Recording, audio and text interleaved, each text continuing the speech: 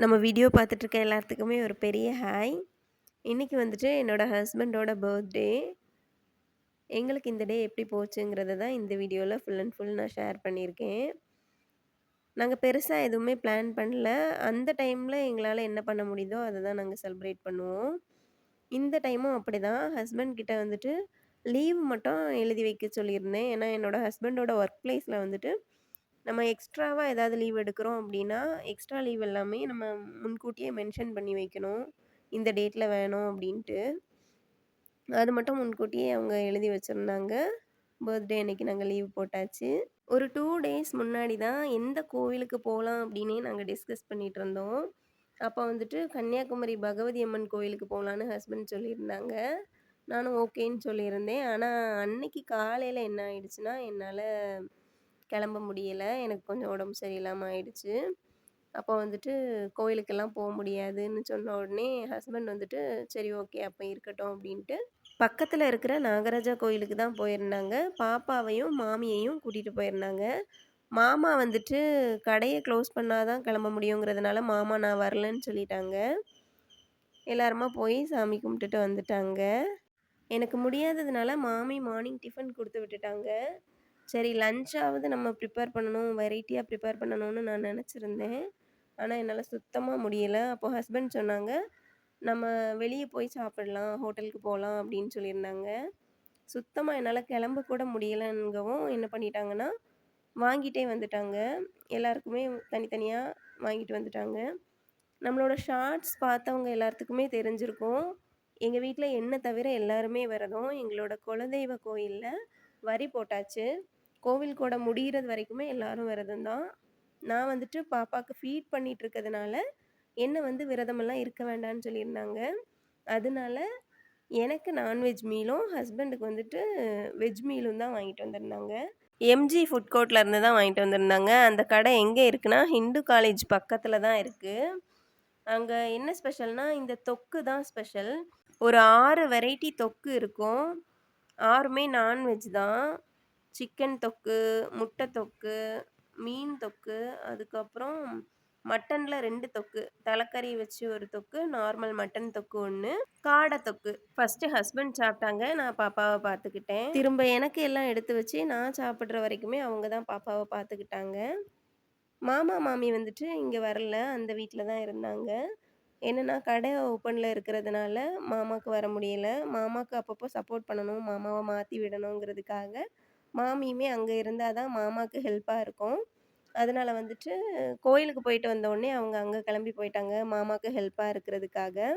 அவங்க அங்க சாப்பிட்டாங்க, நாங்க இங்க சாப்பிட்டோம். அவங்க இங்க இருந்திருந்தாங்கன்னா, நாங்க 2 பேரும் சேர்ந்து தான் சாப்பிட்டுருந்துருப்போம். அவங்க பாப்பாவ பார்த்துப்பாங்க. சாப்பிட்டு முடிக்கிறதுக்கே ஒரு 2, 2:30 எல்லாம் ஆயிடுச்சு. அப்புறம் ஒரு 1 ஹவர் நாங்க ரெஸ்ட் எடுத்துட்டு வெளிய கிளம்புனோம். எங்க போனோம் அப்டின்னா, ஒரு ஹோமுக்கு தான் கிளம்பியிருந்தோம். அந்த ஹோம் வந்துட்டு என்னோட மேரேஜுக்கு முன்னாடி நான் அடிக்கடி போற ஹோம். எனக்கு ரொம்ப க்ளோஸான ஒரு ஹோம். நான் அவங்களோட லைஃப்ல வந்ததுக்கு அப்புறமா அவங்க செலிப்ரேட் பண்ற 3rd பர்த்டே தான் இது. ஃபர்ஸ்ட்டு பர்த்டே அப்போ வந்துட்டு எங்களுக்கு மேரேஜ் ஆகல. ஆனா என்கேஜ்மெண்ட் ஆயிருந்துச்சு. அப்பவும் நாங்க அந்த ஹோம்ல தான் போய் செலிப்ரேட் பண்ணியிருந்தோம். லாஸ்ட் இயரும் அதே ஹோம்ல தான் போய் செலிப்ரேட் பண்ணியிருந்தோம். அப்ப நான் பிரெக்னன்ட்டா இருந்தேன். பாப்பா வயித்துல இருந்தாங்க.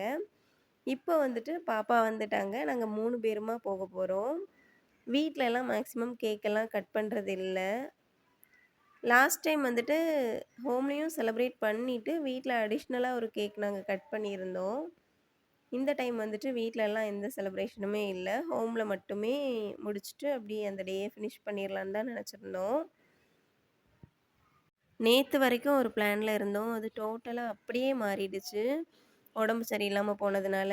இல்லன்னா நாங்க வந்துட்டு கன்னியாகுமரி போயிட்டு, அங்க இருக்க பகவதி அம்மன் கோவில்ல சாமியெல்லாம் கும்பிட்டுட்டு, கொஞ்சம் ஷாப்பிங் எல்லாம் பண்ணிட்டு, கொஞ்சம் சுத்தி எல்லாம் பார்த்துட்டு, மெதுவா ஈவினிங் இந்த டைம்க்கு ஒரு 4:30 அந்த டைம்க்கு ஹோமுக்கு போயிட்டு, ஏன்னா அந்த டைம் தான் பசங்க வந்துட்டு ஸ்கூல்ல இருந்து வந்துருவாங்க.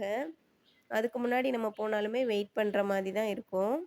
அப்போ 4:30 போல நம்ம இங்க ரீச் ஆயிட்டு, ஹோம்ல செலிப்ரேஷன்லாம் முடிச்சுட்டு, நைட்டு டின்னருமே வெளிய பார்த்துக்கலாம் அப்படி தான் பிளான் பண்ணியிருந்தோம்.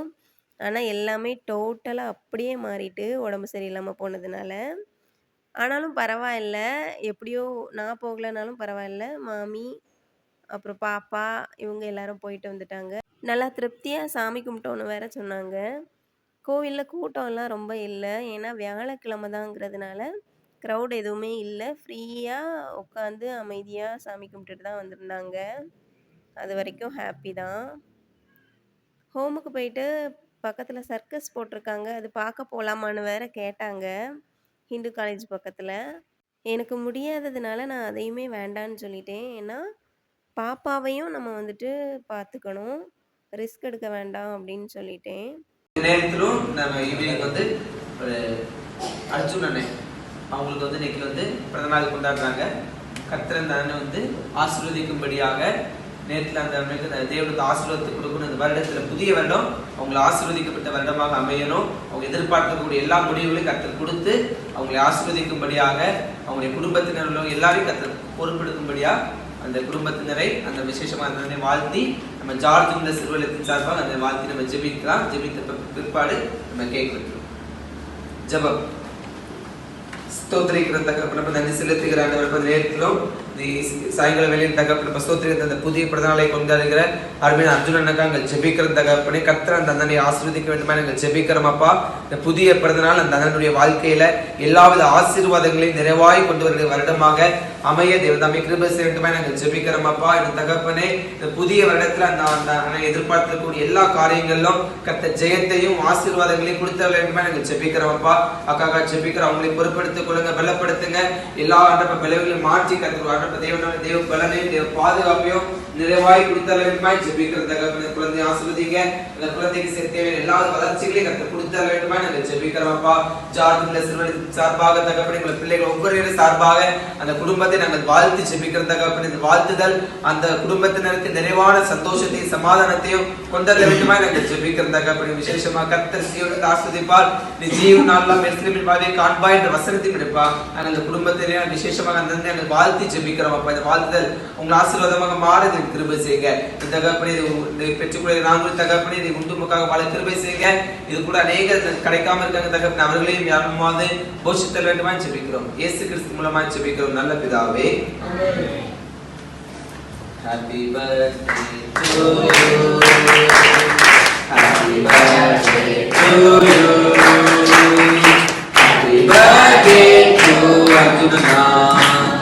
Happy birthday to you. May God bless you, dear. May God bless you, dear. ஹோம்ல இருந்து வர வழியில இந்த ரயில்வே ட்ராக்கை பார்த்த உடனே பழைய மெமரிஸ் எல்லாம் அப்படியே வந்துட்டு இருந்துச்சு. நாங்கள் இதுக்கு முந்தின தடவை அதாவது போன வருஷம் ஹஸ்பண்ட் பர்த்டேக்கு போயிருக்கும்போது கரெக்டாக டைம் ஆயிடுச்சு. எனக்கு வேறு ரொம்ப வாமிட்டெல்லாம் இருந்ததுனால என்னால் டைமுக்கு கிளம்ப முடியலை. வாமிட் பண்ணிகிட்டே இருந்தேன். இருந்தாலும் கிளம்பிட்டோம். வர வழியில் பார்த்து இங்கே வந்து கேட் க்ளோஸ் பண்ணிட்டாங்க. ட்ரெயின் வேறு நின்றுட்டு இருந்துச்சு. ஸ்டாப் பண்ணி விட்டுருந்தாங்க. அப்போ வந்துட்டு ஐயோ பசங்க வந்துட்டு ஃபுட்டுக்காக வெயிட் பண்ணுற மாதிரி ஆயிருமேன்னு சொல்லிட்டு என்னோடய ஹஸ்பண்ட் என்ன சொன்னாங்கன்னா, உனக்கு முடியும்னா பைக்கை நம்ம இதில் விட்டுறலாம். விட்டுட்டு ட்ரெயினுக்குள்ளே ஏறி அந்த பக்கம் இறங்கலாம். இந்த பக்கம் ஸ்டெப்ஸ் இருக்கும் இல்லையா, அது வழியாக ஏறி அந்த டோர் வழியாக கீழே இறங்கி அந்த பக்கம் போயிடலாம். முடியும்னா சொல்லு, நான் கூட்டிகிட்டு போகிறேன்னு சொன்னாங்க. நாங்கள் ரிஸ்க் எடுத்து தான் ஏறி இறங்கி போனோம். எப்படியோ சேஃபாக என்னை கூட்டிகிட்டு போயிட்டாங்க. அதெல்லாம் பற்றி பேசிகிட்டே நாங்கள் போயிட்டுருந்தோம். வீட்டுக்கு போன உடனே மாமி வந்துட்டு இட்லி ப்ரிப்பேர் பண்ணி வச்சுருந்தாங்க.